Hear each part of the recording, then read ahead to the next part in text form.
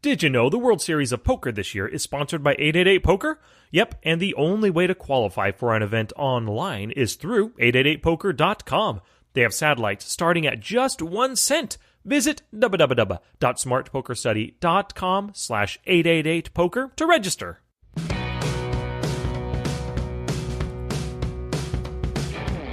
Hello, I'm Sky Matsuhashi, founder of smartpokerstudy.com, the place for poker players who are always striving to be better today than they were yesterday. Poker people, in the prior episode, number 122, I gave you a weekly poker study plan, and actually, it's the exact same plan that I use every Sunday to figure out and plan my week's study.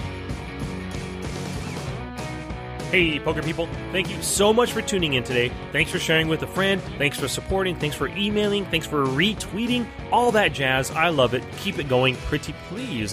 So today we're going to jump right into it. This episode is the first class on minimum effective dose number 5, which is understanding your opponents. And this is crucial to great poker play. In the long run, we are all dealt the same number of pocket aces, pocket kings, 6-5 suited, ace-4 off, king-3 offsuit, all that jazz. We're dealt the same number. But what matters is what we are able to accomplish with these different hands. And what you're able to accomplish is dependent upon your opponents and your understanding of them. The better understanding that you have of the opponents, or the opponent that you're up against, the more often you can extract value, and greater value, of course, with those superior hands. And the more you know about the opponent, the more often you can bluff them off with your weaker hands. And in case you never heard it, I did a very popular episode. It's been downloaded a ton, and it was all about player types. And that was way back episode number 12. It was called, actually, Targeting Player Types. And in that episode, I discussed aggressive versus passive players and tight versus loose players. I covered the 4 common player types, and I gave you characteristics of each, as well as good ways that you can make adjustments to exploit these players. And if you need a refresher, please go back and listen to that episode number 12, or you can just visit the show notes and read through it there real quick. And in this episode today, I'm assuming you understand at least the basics about those 4 different player types: loose passive, tight passive, loose aggressive, and tight aggressive. So what I'll talk about today instead is gathering the necessary information about your opponents. And what should you look for when analyzing your opponents, especially those unknowns who just sat at your table? Another good question: what characteristics are important to note? And how do you know what type of player they are? So, for an overview of today's episode, I will discuss how to gather information at the tables, both live and online, because there is some good crossover there. I'll also get into the 6 most important characteristics to look for, or even you can consider them like psychological tendencies. They are aggression, passivity, looseness, tightness, riskiness, and stickiness. And stickiness, I could have just called it investment attachment or something like that. But that's not fun to say, and it doesn't keep to the whole looseness, tightness, riskiness pattern. But anyway, the next thing after that, we'll talk about how to take great notes and the 4 things that you're generally noting. And those are important actions, psychological reads, bet sizing tells, and the 4th one, adjustments to make. And as a podcast bonus today, you can get a copy of my Poker Player Types PDF. This breaks down the 4 common player types, and it gives characteristics of each type and possible ways to exploit those characteristics. I want you to get it ASAP so you can better understand your opponents with your very next study session. Visit the show notes page at www.smartpokerstudy.com/pod123 and enter in your email in the box in the middle of the page. By doing so, you're also signing up for the weekly boost, and I want you to do that soon because I've got a big announcement coming your way. Alrighty, let's get to it. Gambate! And now for our feature presentation. So first off, we're going to talk about gathering information at the tables. Let's say you are at a table and a new player sits down directly to your right. Of course, they're brand new. You've never seen them before. You have no idea how they play. But you can make some reasonable assumptions before that very first hand is dealt. So as an online grinder, you can think about the average player at your stakes and use that as kind of a baseline. If the average player is, let's say they're positionally aware, they're not super loose pre-flop. Maybe they 3-bet for value for the most part. And maybe they're turn honest as well. So they call or they c-bet a lot on the flop, but the turn is where they make their decision. Then go ahead and assume all of these traits about this new player until they show you differently.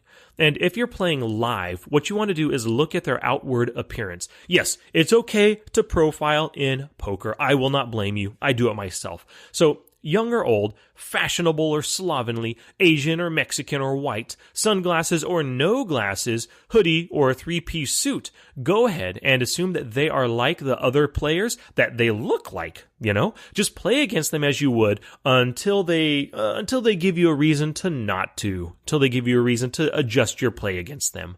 So you are at a table. This new person sits down. Let's call her New Nancy. And as you're playing with her, even in just the first 1 or 2 rounds, you'll already start to gain a better understanding of what type of player she is. Your job is to observe her play, note her actions, interpret what you think they say about her, then use that to crush her. Even though she's an unknown player, everybody in poker is beatable. Even the best of the best have weaknesses and frequency issues and tells. It's your job to find and exploit them, and that only comes from observation and experience. In poker, you must not base your plays only on the cards you hold and the board at the time. That's just first level thinking. The player that you're up against is a humongo factor in every single hand you play. Now, I want you to be honest with yourself here and think about how often you just play your cards and the board. Come up with a percentage right now. Is it 50% of the time? Maybe 60, 70, or 80% of the time? Or is it as low as 5 or 10% of the time? The more often you consider your opponents and how they will react to your play, the more informed and better your decisions will be. So your first task when assessing New Nancy is to very simply just observe her. But the question is, what are you looking for? What observations can we make to help us categorize her, then exploit her play? Well, here's a list of the many things that we can observe about every opponent. The first thing we have to pay attention to is her showdown hands. What hand did she have? What hand did she get to the river with? How strong was that hand pre-flop? How strong was it on the flop, on the turn? And how strong was it on the river when she called or raised or made the bet or just checked behind? How did she play on each of these streets given the strength of her hand and the board at the time? The next thing we want to think about is bluffs. If we know that she bluffs, she bet, the guy calls, and she just folds her hand. What sizing did she use when she bluffed? Did she donk lead? Maybe she bet when she got checked to. Did she raise a c-bet? Did she check raise? Maybe she floated the flop and then donk led on the turn. Next up, we want to pay attention to her value bets. What bet sizing did she use? Can she go for thin value? Does she bet the river with second pair? Or does she only get aggressive with 2 pair or better? We also want to pay attention to her draws. How did she play her draws? Did she play them aggressively or passively? Does she call big bets with a little equity, an ugly gut shot and she's calling bets? Or does she call small bets with lots of equity, like an open-ended straight draw plus a flush draw, but she's just calling? Or does she raise her hands with little or a lot of equity? Does she raise with the gut shots? Does she raise with the open-enders? Does she raise with the nut flush? Does she raise with the 10-high flush draw? That's what you want to figure out. And another thing we want to pay attention for, especially online, is stats. Statistics in the HUD. Now, this is the quickest way to size up your opponent online. If New Nancy, let's say she has a VPIP, or voluntarily put money in the pot 30%, and her PFR, or pre-flop raising, is 25%, we would totally consider her a lag. But if the VPIP is 30 and the PFR is 10%, then she's very loose passive. She's coming in with a lot of hands, but she doesn't raise a lot of them. And if you are a live player, stats are still there. They're just not readily accessible. You have to guess or estimate them. But your online poker experience and understanding stats, that will help you in the live realm. So whatever observations you do make, you should speak them aloud or type it out in a note, if you're playing live. But I'll talk about note-taking in just a little bit. But first, I want to discuss the 6 most important characteristics that you should be looking for. Characteristic number 1 is aggression. Aggression is a player's willingness to bet and raise. Aggressive players are prone to doing these two actions, betting and raising, over checking and calling. They don't like to check and call so much. Betting and raising gives you fold equity, which is the chance to win the pot without having a good hand, and without having to go to showdown. Your bet or your raise could take it down right then and there. On the other hand, passivity, the second characteristic, well, that's just checking and calling. When you check or call a lot, you rely on hitting hands to win pots, so it only gives you one way of winning. They can't fold when you check or just call. The third thing we want to look for, the third characteristic, is looseness. So, loose players, they like to play lots of hands, and they're willing to pay to see flops. Whether the payments come in the forms of raising or calling depends on their level of aggression. The next characteristic is tightness. This is the opposite of looseness. Tight players overvalue big hands and only like to play when they think their hand is stronger than their opponent's. They play a small range of hands in every position, and when they are in a hand, when they're involved, you can assume they've got something worth playing. The fifth characteristic we want to look for is riskiness. So, there are some players out there who are happy getting it in on the flop with the nut flush draw, or even the fourth nut flush draw. Just the other day, a player tried to bully me off the pot with a 3-bet shove on the flop with a jack-high flush draw. I showed him when I called him with top set, of course. Then he showed me by winning the hand with a rivered flush. It was such a bummer. I made note of it, though, and I moved on to the next hand. But it's good to know that he's capable of that for future encounters. Some players will never raise with any draw, and only do so when they hit their hand. Knowing their riskiness will help you to get more value, or to avoid those nutted hands. And the last characteristic we want to look for is stickiness. This characteristic, it's being unwilling to fold once they've invested money in the pot. And we've all seen players call down the flop in the turn with a low-end gut shot draw, or maybe they call 3 streets with 2 overcards, like the ace-king on the queen-high board, just because they don't want to lose money that they've put in already. You want to find these players and take them to Value Town. And of course, do not bluff them. If they are sticky in pots, don't build pots for them to just take away with a third pair on the river. 888 Poker is now a sponsor of the podcast, and have they got a deal for all of us? They offer a killer $10 instant bonus for first-time depositors, but you must be non-US players. Sorry, guys. All you got to do is open an account and deposit $10 or more using promo code SMART888. With 888 Poker, you also get an $88 free bonus package just for registering. No deposit required. And since you're going to skip the free play money and make a deposit, they also have a double your money bonus for first-time depositors up to 400 bones. Holy cow, they are just throwing money at all of us. 888poker.com is very soft. It's actually full of recreational players. So what are you waiting for? Sign up at www.smartpokerstudy.com/888poker today. Make sure to use promo code SMART888 to get your free $10 and start your way to the WSOP. Qualifier satellites start at just 1 cent. And man, oh man, all these bonuses really make playing at 888 Poker a no-brainer. Hey, if you make the final table of the main event, the World Series of Poker, I guarantee I will be on your rail. I can't wait! 888poker.com is for non-US players only. So it looks like I'm moving. Canada, here I come. My new book, How to Study Poker, is coming out on March 29th in paperback, ebook, and audiobook, and I'm super excited for it, let me tell you. It's been a long time in the making. So if you support me on Patreon at any level, I'll give you a shout out on the dedications page within the book. Your name right there inside my first book. The higher the level of support, the bigger the shout out. Also, if you support at the $20 level, you will get the ebook and the audiobook on the day it's released. So visit www.patreon.com/smartpokerstudy to begin your support of my show. I truly appreciate it. Alrighty, back to class, poker people. So let's talk about taking great notes. And I'm sure many of you take notes on your opponents, but I know from coaching my students that many of you do not actually. Sure, you are reviewing hands the next day or sometime during the week, or you pay attention to showdowns as you play. But if you don't record your findings, and if you just expect to remember what you saw, you're going to be sadly mistaken. And I know this is already a truth for those of you who do this. You already know that you cannot remember what new Nancy, that new player, did 2 orbits ago. The value of notes, it comes from the fact that doing so reinforces what you learned about your opponent. Making a habit of taking notes, it ends up making your reads and your memory stronger, even if you never review those notes during a critical situation. All of you successful high school and university students, you know the value of notes. So maybe that means the unsuccessful students don't know the value.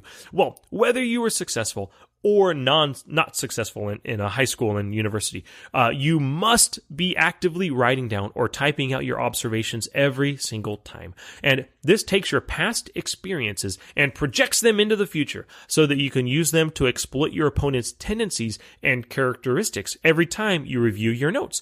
And I recommend using the note-taking utility within Poker Tracker 4 or Hold'em Manager 2. Do not rely on the Poker Site's notes feature. I learned this the hard way when I lost all of my notes on Carbon Poker when they removed the notes feature. So don't pull a Sky. Keep your notes in Poker Tracker 4 or Hold'em Manager. And for those live players, you should use Evernote and organize it alphabetically by player name so you can easily access it the next time you get to the table and you see Nancy right there. Bam! Look at the note, read it, exploit or play. So there are 4 things to look for when you're taking notes. Number 1 is important actions. Now, these are the details of hands, and these details kind of help you better understand your opponent. It could be something like, and in quotes here, you could think of like you type this note exactly in Poker Tracker 4. It says, 3-bet re-steal in small blind with 7-6 suited. Flop the straight. Check call flop in the turn. Then 1.5 pot donk lead on river. And these actions could help you dissect their play in future hands. The second thing you want to take note of is psychological reads. For example, new Nancy likes to squeeze from the button. Maybe she 3-bet bluffs from the small blind. She likes to check raise. Maybe it's something like new Nancy likes to make pot-sized donk bluffs on the flop, or maybe it's something like doesn't get aggressive on the flop or turn with a nut flush draw. It could be stuff like that. Those are the psychological reads, what they like to do, what they tend to do. The third thing you're looking for is bet sizing tells. Maybe something like, hey, new Nancy makes min donk bluff bets. Maybe she overbets the nuts. Maybe you could put a note like 1/2 pot size bet equals weak, or 2/3 pot size bet equals strength, something like that. Make note of what they did and the sizing that they made it with. And the last type of note you're going to take is adjustments that you need to make. And these are things that you're telling yourself to do or to not do. For example, only value bet versus Nancy, or never 3-bet bluff out of position versus Nancy, or always go for value on the river because she's going to call, she's a calling station. Whatever those adjustments that you need to make or that you want to make in the future, put that within the notes for yourself. And taking notes is great, but pulling them up at crucial instances is important as well. You need to train yourself to look at their HUD stats before decisions and click on that notes icon to read what you might have observed or noted in the past. If you're playing live, read your notes in Evernote once you realize that you've played with them before. As soon as you sit down at the table and you see new Nancy there, bam, whip out Evernote and take a look. As soon as you're playing at the table and Nancy sits down and joins you guys, bam, whip out the notes and take a look. Challenge! Here's my challenge to you for this episode. Dissect the player to your immediate right at each of your tables this week. Whip out a piece of paper and write down the following 3 things about them. Number 1, the type of player they are. Number 2, any psychological reads you've made. 3, any weaknesses they have. And of course, add anything else that can help you better understand this opponent. Now it's your turn to take action and do something positive for your poker game. Now get it on.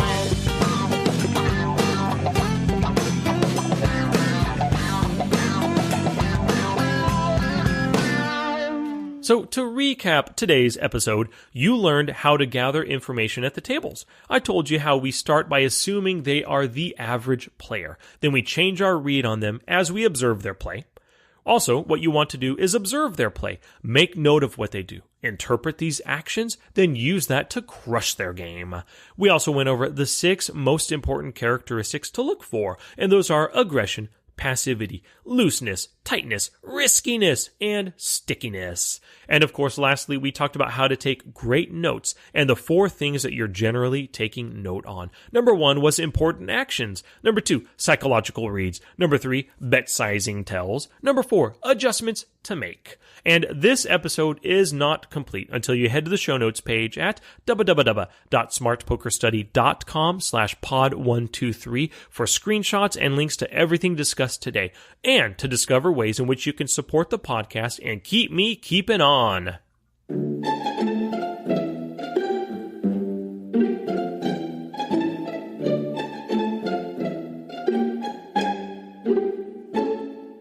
Notably urgent things to study.